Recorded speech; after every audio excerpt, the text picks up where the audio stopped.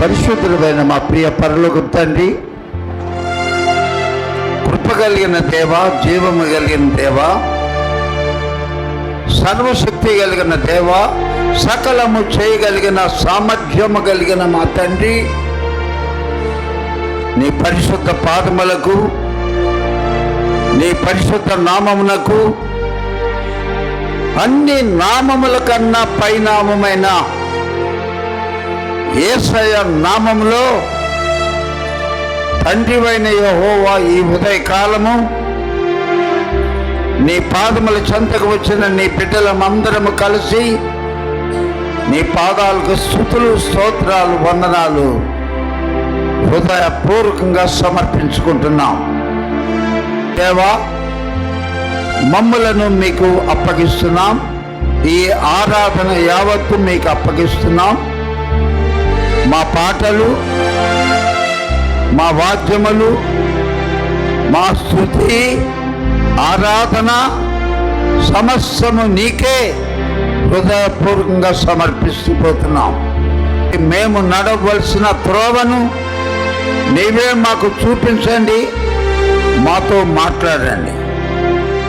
మహిమ, ఘనత, ప్రభావములు పొందనర్హుడవైన తండ్రి అయిన యెహోవా, ఈ మా మనవులన్నీ అతి త్వరలో రాబోతున్న మా ప్రభు అయిన యేసయ్య నామములో ప్రార్థిస్తున్నాము తండ్రి, ఆమేన్.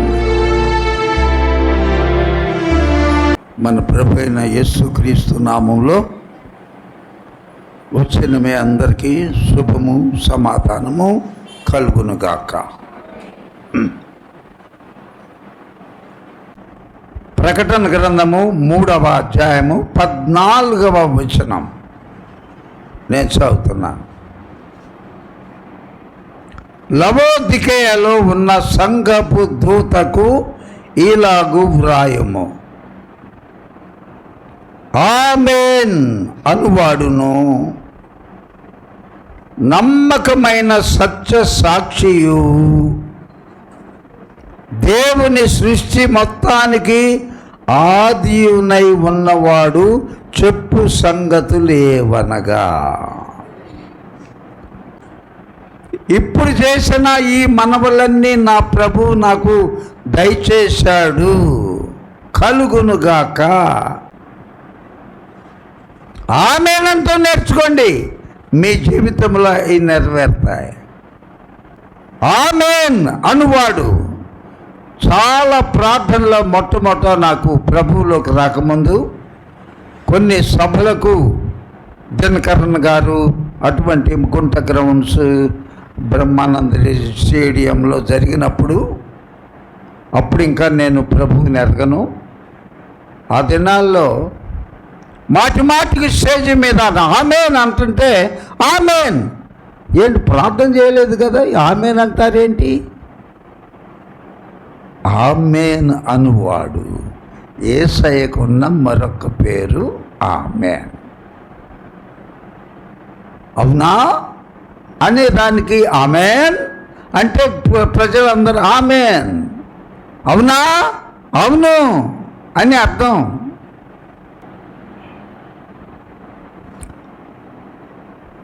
ఆమేన్ అనువాడును అంతకన్నా నమ్మకమైన సత్య సాక్షి ఎవరు? యేసయ్య. దేవుని సృష్టికి మొట్టమొదటి వాడు. ఆదియు నేనే, అంతము నేనే, అల్ఫా నేనే, ఓమేగా నేనే, మొదటి వాడను నేనే, కడపటి వాడను నేనే.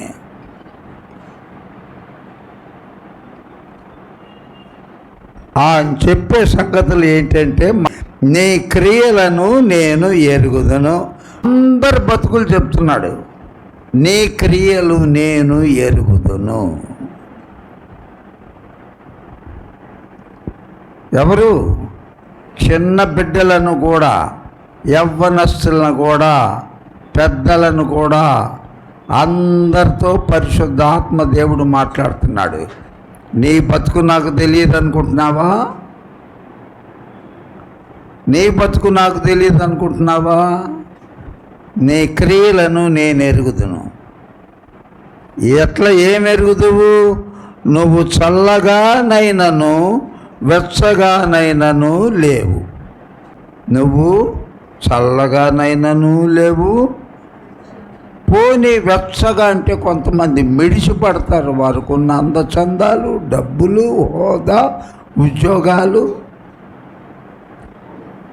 తామే పవిత్రులం అనుకుంటారు, తామే పరిచయుల్లాగా భక్తిపరులం అనుకుంటారు, మేమే దశం భాగములు ఇస్తున్నాం అనుకుంటారు. వాళ్ళు వెచ్చగా లేవు. నీవు చల్లగానైనను వెచ్చగానైనను ఉంటే మేలు. ఉంటే చల్లగా ఉండు, లేకపోతే పూర్తిగా వెచ్చగా ఉండు. వెచ్చగా లేవు, చల్లగా లేవు. మరి ఎట్లున్నట్లు? నులివెచ్చగా ఉన్నావు. ఎంతమంది వెచ్చగా ఉన్నారు రక్షించబడి? ఎంతమంది వెచ్చగా ఉన్నారు? రక్షణ పొందిన వాళ్ళు ఎంతమంది? ప్రార్థన అనుదినము చేసుకునే వాళ్ళు ఎంతమంది? ఎన్ని గృహాల్లో కుటుంబ ప్రార్థనలు రాత్రి వేళ జరుగుతున్న వాళ్ళు ఎంతమంది? చల్లబడిపోయిన వాళ్ళు ఎంతమంది? రక్షణ లేని వాళ్ళు ఎంతమంది? తెల్లారుజామున లేచినప్పుడు కూడా ప్రార్థన చేసుకోని వాళ్ళు ఎంతమంది? కుటుంబ ప్రార్థన లేని వాళ్ళు ఎంతమంది? వీళ్ళు నులివెచ్చని వారు. నులివెచ్చని స్థితి. మళ్ళీ చదువుతున్నాను 15. నీ క్రియలను నేను ఎరుగుదును. నీవు చల్లగానైనను వెచ్చగానైనను లేవు. నీవు చల్లగానైనను వెచ్చగానైనను ఉండిన మేలు. నీవు వెచ్చగానైనను చల్లగానైనను ఉండక నులివెచ్చనగా ఉన్నావు గనుక నేను నిన్ను నా నోట నుండి ఉమ్మివేయ ఉద్దేశించుచున్నాను అని యేసయ్య చెప్తున్నాడు. ఆమేనను వాడు. భార్యను అడుగుతాడు, వేడి వేడి టీ లేకపోతే కాఫీ పెట్టి బయట నుండి వచ్చేటప్పుడు చాలా చలిగా ఉంది.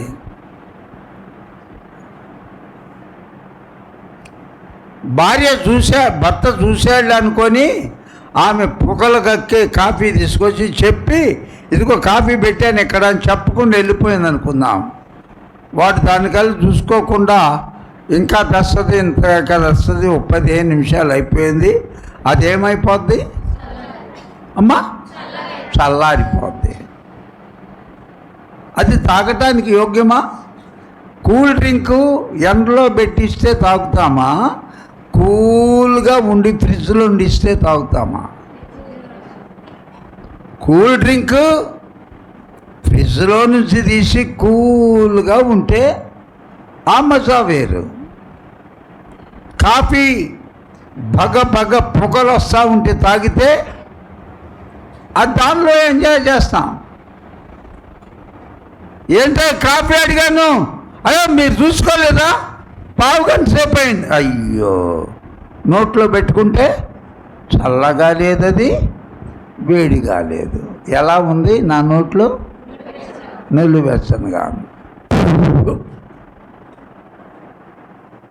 అంటామా? తాగుతామా? ఉమ్మేస్తాం. చర్చికి వస్తున్నావు కానీ నీకు రక్షణ లేదు, నువ్వు చల్లగా లేవు. నువ్వు అటు కాకుండా ఇటు కాకుండా. కాబట్టి దేవుడు అంటున్నాడు, నేను నిన్ను నా నోట నుండి ఉమ్మివేయ ఉద్దేశిస్తున్నాను. దేవుని యొక్క ఉద్దేశము మన పట్ల అది. అయితే మనలను గురించి మనమేమనుకుంటున్నాం? 17వ వచనం, నీవు దౌర్భాగ్యుడవు, దిక్కుమాలిన వాడవు, దరిద్రుడవు, గుడ్డివాడవు, దిగంబరుడై ఉన్నామని ఎరగక, మనకు తెలియట్లా ఇన్ని మంచి లక్షణాలు ఉన్నాయని. ఏం మంచి లక్షణాలు ఉన్నాయి? దౌర్భాగ్యులమంట, దిక్కుమాలిన వాళ్ళంట, దరిద్రులమంట, గుడ్డోళమంట, దిగంబరులమంట అని ఎరగక,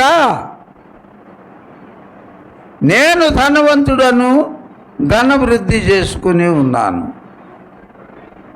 అనుకుంటున్నాం. పర్లేదు, ఏం పర్లేదు. ఒక 2 లక్షలు ప్రస్తుతం నా బ్యాంక్ బ్యాలెన్స్ ఉంది. రోజు కొంత నా రాబడిలో కొంత దాస్తున్నాను.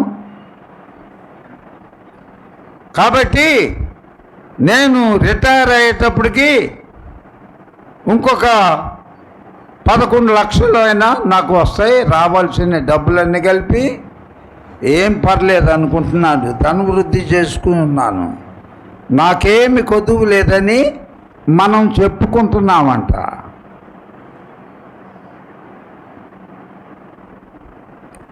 నీవు ధనవృద్ధి చేసుకున్నట్లు అగ్నిలో పుటము వేయబడిన బంగారమును, నీ దిశములో సిగ్గు కనపడుకున్నట్లు ధరించుకొనుటకు తెల్లని వస్త్రములను, నీకు దృష్టి కలుగునట్లు నీ కన్నుకలకు కాటుకను నా యొద్ద కొనుమని నీకు బుద్ధి చెప్పుతున్నాను. ఇవన్నీ ఎక్కడ దొరుకుతాయి? దేవుని మందిరములోనే. ఏం దొరుకుతాయి? నీ దిశముల కనపడకుండా రక్షణ వస్త్రము నీ మీద అలంకరించబడాలంటే నువ్వు మందిరమునకు రావాలి. నువ్వు మారు మనస్సు పొందాలి, నీ పాపాలు ఒప్పుకోవాలి, నమ్మి బాప్తిజం పొందాలి, యేసు రక్తంలో కడగబడాలి. అప్పుడు రక్షణ వస్త్రము నీ మీద అలంకరించబడింది. దౌర్భాగ్యుడును మన బతికిది, దిక్కుమాలిన వాళ్ళము, దరిద్రులము, గుడ్డోళమే.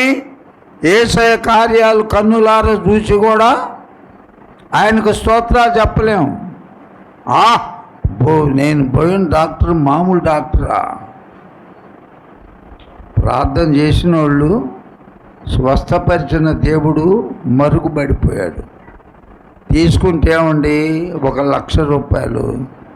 ఏం ట్రీట్మెంట్ చేశాడండి డాక్టరు, ఆ డాక్టర్ అమ్మ అంటాం. కానీ నా యేసయ్య నువ్వు పొందిన దెబ్బలను బట్టి నాకు స్వస్థత, నీకు స్తోత్రాలయ్యా అంటామా? అన్నాం. కారణము మనం దౌర్భాగ్యులము, దిక్కుమాలిన వాళ్ళం, దరిద్రులం, గుడ్డివాళ్ళం, దిగంబరులం అని ఎరగక మనకై మనం బడాయి మాటలేం మాట్లాడతాం. నేను ధనవంతుడను, నా పేరున అక్కడ 2 ఫ్లాట్లు ఉన్నాయి, ఇక్కడ ఇన్ని స్థలాలు ఉన్నాయి, ధనవృద్ధి చేసుకొని ఉన్నాను, నాకేమీ కొదువు లేదని చెప్పుకొంచున్నాను. వెర్రివాడా, ఓ పిచ్చిదానా, నువ్వు ధనవృద్ధి చేసుకున్నట్లు అగ్నిలో పుటము వేయబడిన బంగారమును, నీ దిశమల సిగ్గు కనపడకుండానట్లు ధరించుకుంటకు తెల్లని వస్త్రములు. ఆదాము హవ్వ తినవద్దు అని దేవుడు ఆజ్ఞాపించిన పండు తినేటప్పటికీ వారి మీద ఉన్న మహిమ వస్త్రము పరలోకమునకు ఎత్తబడింది. ఒకరి దిశమలలో ఒకరు కనబడ్డాయి. ఆ సమయానికి చల్లని పూట ప్రభు అయిన దేవుడు వస్తుంటే వారితో సహవాసం చేద్దామని ఇద్దరు చెరొక చెట్టు చాటుకు పరిగెత్తారు. దిశ మొల కనపడుద్ది, అందుకని నా దగ్గర రా. దిశ మొల కనపడకుండా ఉన్నట్లు దేవుడు అక్కడ మొట్టమొదట యేసయ్యకు సాదృశ్యంగా గొర్రె పిల్లను వధించి వారి మీద ఏం వస్త్రాలు కుట్టించాడు? చర్మపు వస్త్రాలు. మనకే వస్త్రాలు ఇస్తున్నాడు బాప్టిజం రోజు? రక్షణ వస్త్రము. అది లేకుండా పరలోకము ఒక వ్యక్తి చేరడు. తెల్లని వస్త్రములు, నీకు చూపు స్పష్టంగా కనబడినట్లు, దృష్టి కలిగినట్లు, నీ కన్నులకు కాటుక వాక్యమే. ఆ కాటుక వాక్యమే. ఆ కాటుక పెట్టుకుంటే మన మనోనేత్రములు తెరవబడతాయి. అందరూ పాడాలి.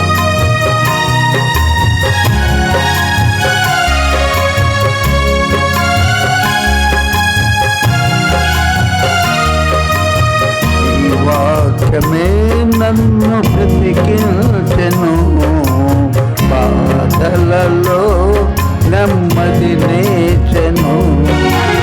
ఈ వాక్యమే నన్ను బ్రతికించెను, బాధలలో నెమ్మది నేచెను. శక్తి దయాశక్తి సంపూర్ణుడా, వాక్యమై ఉన్న యేసు వందనమయ్య. కృపాశక్తి దయా సత్య సంపూర్ణుడా, వాక్యమై ఉన్న యేసు వందనమయ్య. నీ వాక్యమే నన్ను బ్రతికించెను, బాధలలో నెమ్మది నేచెను.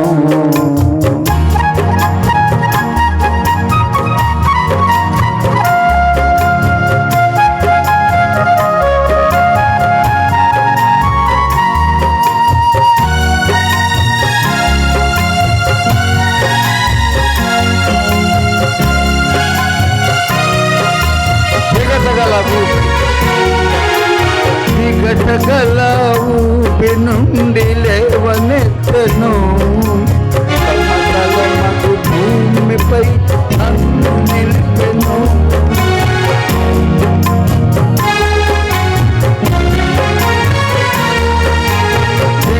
గల ఊపి నుండి లేవనెత్తెను, సమతలమగు భూమిపై నన్ను నిలిపెను. పాదములకు దీపమాయెను, నా పాదములకు దీపమాయెను. సత్యమైన మార్గములో నడుపుతుండెను, సత్యమైన మార్గములో నడుపుతుండెను. ఈ వాక్యమే నన్ను బ్రతికించెను, బాధలలో నెమ్మది నేచెను. ఈ వాక్యమే నన్ను బ్రతికించెను, బాధలలో నెమ్మది నేచెను. మరొక బాధ వంటిది, ఉంటే తేనె వంటిది, నా నాలుకకు మహామధురమైనది.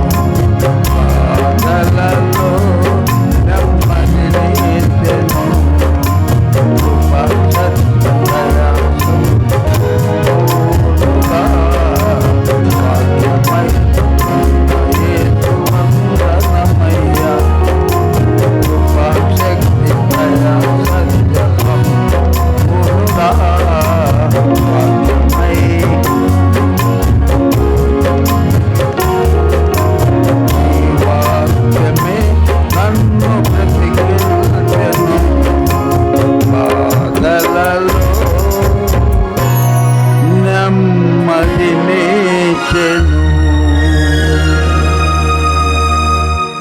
వాక్యము జుంటె తేనె ధారల కన్నా మధురమైనది. ఆ వాక్యము నా కన్నులకు గుడ్డితనం తీసేసి కాటుకలాగా మారిపోద్ది. ఆ వాక్యము మన దిశమలను సిగ్గు కనపడకుండా చేస్తుంది. రక్షణ వస్త్రం మన మీద అలంకరిస్తుంది అంటూ 19వ వచనం అద్భుతమైన మాట ప్రభువు రాశాడు.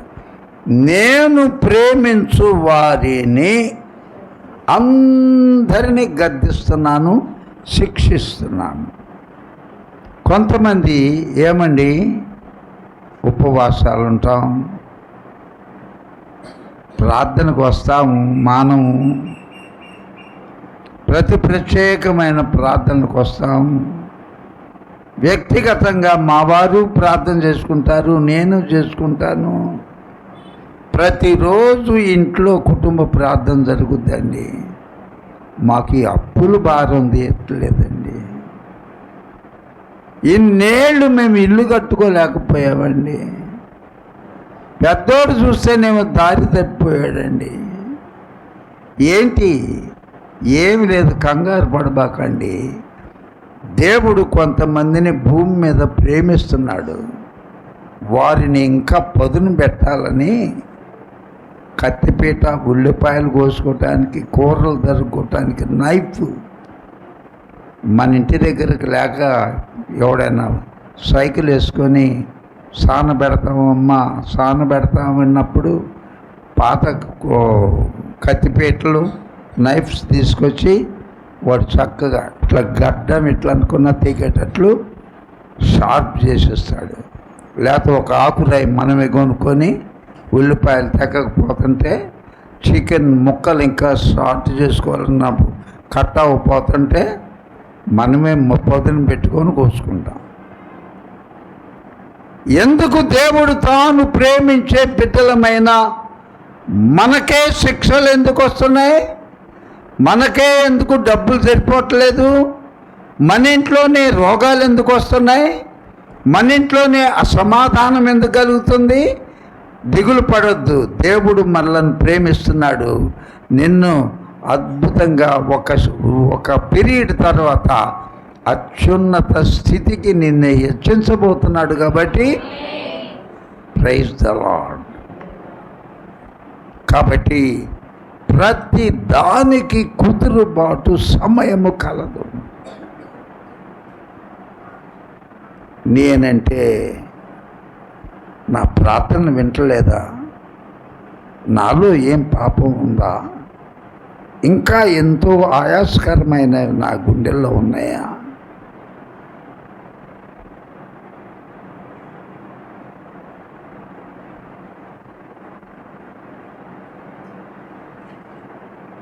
అని మనం మదన పడతా ఉంటాం. నువ్వు బాగానే ఉన్నావు, దేవుని దృష్టికి మంచిగా ఉన్నావు. అటువంటి నిరంతరము గొర్రెల కాపరిగా ఉన్న దావీదు రామా నుండి ప్రవక్త అయిన సమూయేలు వచ్చి తన తైలపు కొమ్ముతో నెక్స్ట్ ఇశ్రాయేలు రాజువు నీవే అని అభిషేకించిన తర్వాత ఎన్ని కష్టాలు, అన్ని పనులు బోర్ల పడ్డాయి. నువ్వు ఒక్క పనే నిలబడి ఉంది. యోసేపు ఒక దేశానికే నువ్వు ఆహారం ఇచ్చే 2వ రథం మీదుగా తిరిగేవాడవుతావు. 13 సంవత్సరాలు ఎంత ఇబ్బందులు పడ్డాడు. దేవుడు దావీదును ప్రేమించలేదా? దేవుడు యోసేపును ప్రేమించలేదా? ఎన్ని కష్టాలు. చచ్చిపోతే బాగుండు అనే ఆలోచన వారికి కలగలేదు. కానీ ఏమిటి ఇంత మంచిగా ఉన్నా పోతీఫర్ భార్య చేతిలోంచి పారిపోయానే పాపం చేయకుండా.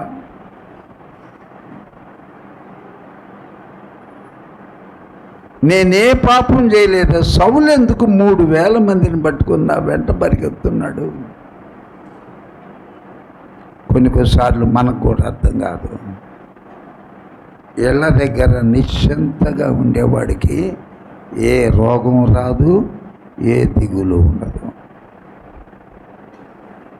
దేవుణ్ణి కలిగి ఉన్న మనకు అన్ని కష్టాలులో నుండి మనల్ని నడిపిస్తున్నావు. అదే గాఢాంధకారపు లోయలో నేను సంచరించినను ఏ అపాయమునకు నేను భయపడను. కారణము, నీవు నన్ను ప్రేమిస్తున్నావు కాబట్టి నీ దుడ్డు కర్రయు నన్ను ఆదరిస్తుంది.